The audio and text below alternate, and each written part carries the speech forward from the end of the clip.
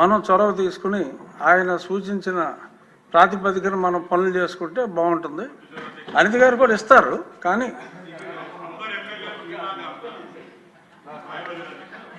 లేదు నేను ముఖ్యమంత్రి గారి పేరు వాడానంతే. ఆయన స్ఫూర్తితో మనం చేద్దామంటే అందరూ ముందుకు వచ్చారు. ఏదో పెద్ద ఆయన పేరు చెప్పుకుంటున్నాయి. మంత్రి గారి సమాధానం. ధన్యవాదాలు అధ్యక్ష. నిజంగా ఇప్పుడు సభ్యులందరూ మాట్లాడిన విషయాలు కానీ, సభ్యులందరూ అనుభవించిన గత 5 సంవత్సరాల్లో అనుభవించిన అనుభవాలు కానీ ఒక్కసారి వెనక్కి తిరిగి మొత్తం అన్నీ కూడా చాలా క్లియర్గా అందరూ కూడా చెప్పారు అధ్యక్ష.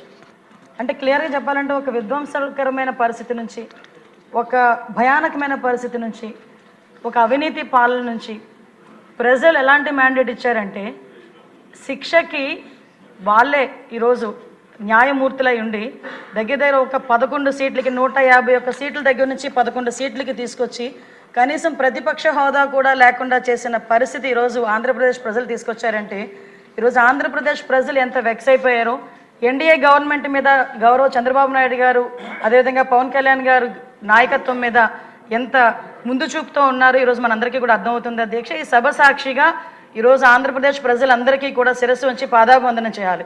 ఎందుకంటే నిజంగా చెప్పాలంటే అధ్యక్ష, లాస్ట్ 5 సంవత్సరాల పరిస్థితి ఇక్కడున్న ప్రతి సభ్యుడి మీద కూడా ఏదో ఒక కేసు, ఇంక్లూడింగ్ ఈ స్టేషన్స్ కూడా ఏర్పాటు చేయడానికి, వాటికి కావాల్సిన ఇన్ఫ్రాస్ట్రక్చర్ ఇవ్వడానికి కూడా ఈరోజు బడ్జెట్లోని కూడా ప్రవేశపెట్టడం జరిగింది అధ్యక్ష. ఈ సైబర్ నేరాలు తగ్గించడమే ఈరోజు ధ్యేయంగా పెట్టుకున్నాం అధ్యక్ష. పర్టికులర్గా ఈ సైబర్ నేరాల గురించి కూడా ప్రతి ఒక్క జిల్లాలోనే ఒక్కొక్క పోలీస్ స్టేషన్ ఏర్పాటు చేసే పరిస్థితి. ఇందాకే మన ఎమ్మెల్యే గారు చెప్పారు అధ్యక్ష గాంజా విషయం. ఎందుకంటే ఎన్డీఏ గవర్నమెంట్ అధికారంలోకి వచ్చిన తర్వాత పెద్ద ఛాలెంజ్ అధ్యక్ష. ఎందుకంటే ఎటు చూసినా గాంజా, ఎటు చూసినా డ్రగ్స్. ఇంతకుముందు పరిస్థితి ఎలా ఉండేదంటే జగన్మోహన్ రెడ్డి సీఎంగా ఉండేటప్పుడు పరిస్థితి ఎలా ఉండేదంటే ఎక్కడైనా గంజాయి దొరికిందంటే దాని హారిజన్ ఎక్కడ ఉంది అంటే ఆంధ్రప్రదేశ్, ఎక్కడైనా డ్రగ్స్ దొరికాయి అంటే దాని మూలాలు ఎక్కడున్నాయి అంటే ఆంధ్రప్రదేశ్. ఆఖరికి ఇందాక మన పెద్దలు చెప్పినట్లు అన్నపూర్ణ ఆంధ్రప్రదేశ్ కాకుండా గంజాయి ఆంధ్రప్రదేశ్గా మారిపోయిందని మేము ఆ రోజు మాట్లాడితే మా మీద కేసులు పెట్టిన సందర్భం అధ్యక్ష. మేము బయటకు వచ్చి చూస్తే అధ్యక్ష కొన్ని కేజీలు డ్రగ్స్, అదేవిధంగా గాంజా విపరీతంగా రవాణా జరగడం, విపరీతంగా కల్టివేషన్ జరగడం చేసిన దగ్గర నుంచి ఫస్ట్ ఆఫ్ ఆల్ గౌరవ ముఖ్యమంత్రి చంద్రబాబు నాయుడు గారు అదేవిధంగా లోకేష్ బాబు గారిని కూడా ఈ విషయంలో నేను కంపల్సరీగా అప్రిషియేట్ చేయాలి, థ్యాంక్స్ కూడా చెప్పాలి అధ్యక్ష.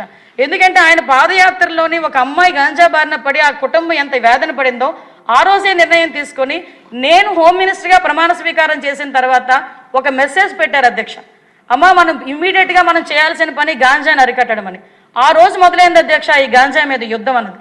ఆ గాంజా మీద యుద్ధం అన్నది ఈ రోజు కార్యరూపం దాల్చి సుమారుగా 61 కోట్ల రూపాయలు దానికి ఈగలకి కేటాయించి ఒక సెపరేట్ వింగ్ని ఏర్పాటు చేసుకుని ఈరోజు గాంజా కల్టివేషన్ చాలా మట్టుకు ఆంధ్రప్రదేశ్లో తగ్గించామని చెప్పడానికి నిజంగా మేము గర్వపడుతున్నాం అధ్యక్ష.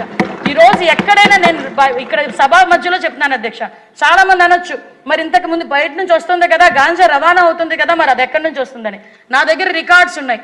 అంటే ఒక రాష్ట్రం గురించి ఎలిగేట్ చేసేటప్పుడు మేము కొన్ని సిస్టమ్స్ పాటించాలి కాబట్టి కొన్ని సందర్భాల్లో మాట్లాడలేకపోతున్నాం అధ్యక్ష. కానీ రికార్డ్స్ పరంగా చూసుకుంటే అధ్యక్ష ఇప్పుడు వరకు గాంజా రవాణా ఏదైతే జరిగిందో ఆ రవాణా అన్నది మ్యాక్సిమం ఒరిస్సా నుంచి మనకి ఇక్కడికి వచ్చిందే తప్పించి మన రాష్ట్రంలో ఉండి గాంజా అక్కడి నుంచి మన బయటకు వచ్చిన పరిస్థితి అయితే ఇప్పటి వరకు కనిపించలేదు అధ్యక్ష.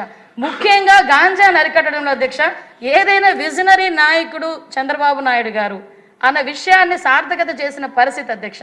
డ్రోన్స్ కల్చర్ని బయటకు తీసుకురావడం అధ్యక్ష. బుడమేరు లాంటి వరదల సహాయంలో డ్రోన్స్ని తీసుకొచ్చి ఆహారాన్ని పంపిణీ చేయొచ్చు అని ఏ నాయకుడికి కూడా తట్టు ఉండదు అధ్యక్ష.